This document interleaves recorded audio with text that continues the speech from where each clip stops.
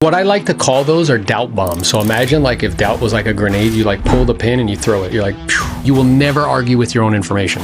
What I just demonstrated to you is a skill. Resistance will go down, trust will go up, business gets done, and contracts get signed.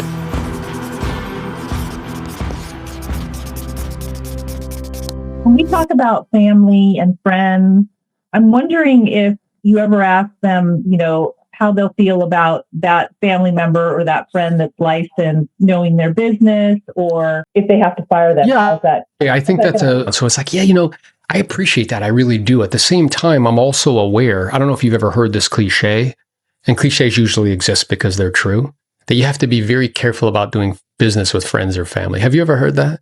So notice, don't tell them, ask them. And it's like, and what's your experience with that cliche? Why do you think it exists? Because a lot of times there's issues and maybe you don't want them to know what's going on. And there's just so many things that can happen. That's right. So not only is there like kind of transparency issues, but then there's also issues of perhaps maybe that friend or family member isn't kind of executing based on your expectation. And that also creates a lot of friction and could end up damaging the relationship. Now, I have to imagine that if this relationship is really that valuable to you, you wouldn't want to do anything to jeopardize that, would you? No, I'd feel really awful about it. That's right. So really, if you made the decision to help outside, and if there was a way that your friend or family member still got compensated and allowed you to preserve the relationship, is that something you'd be open to? Definitely. And then I go down the path of referral fees and like that sort of thing, right? Right. Okay, So you were in the right track. Yes. Resist the temptation to tell. Gotcha. So you notice I got you to tell me, and you will never argue with your own information. Yes, and that's something I definitely have to work on.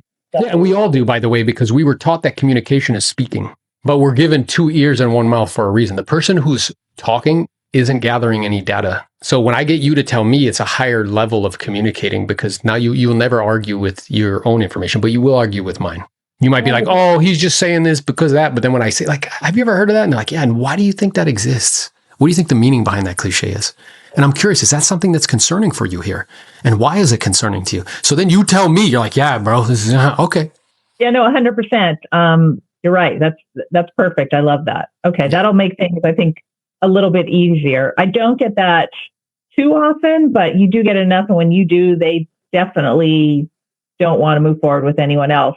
But when you bring up those objections, then they do start, because they don't think about it. They don't think, oh my God, what if I do fire them? Like, what are the ramifications of me having to do that? Yeah, what I like to call those are doubt bombs. So imagine like if doubt was like a grenade, you like pull the pin and you throw it. You're like, phew. It's like, gosh, like what would happen in the outside chance you hire a family member or a friend and they don't meet your expectations professionally? Would that be difficult to go to them and say something to them about it? Gosh, do you think that could irreparably damage the relationship? Do you think that's why that cliche is in place? Totally. Well, with that being the case, like, what do you think we should do here? I don't know. I'm telling you guys, once you learn how to do this, bro, you can do it to anything. Okay. What I just demonstrated to you is a skill. And because it's a skill, it implies practice, and it means that you can learn it. But like any skill that's worth having, it's worth doing poorly before you can learn to do it well. And if it's not worth doing for a decade, it's not worth doing for a day. So it's probably not going to happen as fast as you want, as quick as you want. But I promise you this, you stay disciplined, diligent, persistent, consistent with working on this skill. You will get better. You will improve. As a result, resistance will go down. Trust will go up more often than not all the time, but more often than not.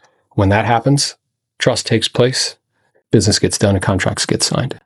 And that's what we're interested in. So listen, guys, I appreciate you. Let's go be great. Talk soon. Peace. My sister's never going to list her property with you. We think we have to like beat the family member. That's really hard to overcome without collaborating. So then, a home is one of the largest assets that they own, if not the largest asset. Like if you were going to hire somebody to manage $300,000, $400,000, $500,000, $600,000, $700,000 of your money, what would be driving those decisions is not emotion. They feel obligated to use them. Hey, what's going on, Aaron? Franco, what do you got? I had got hit with a cousin in real estate.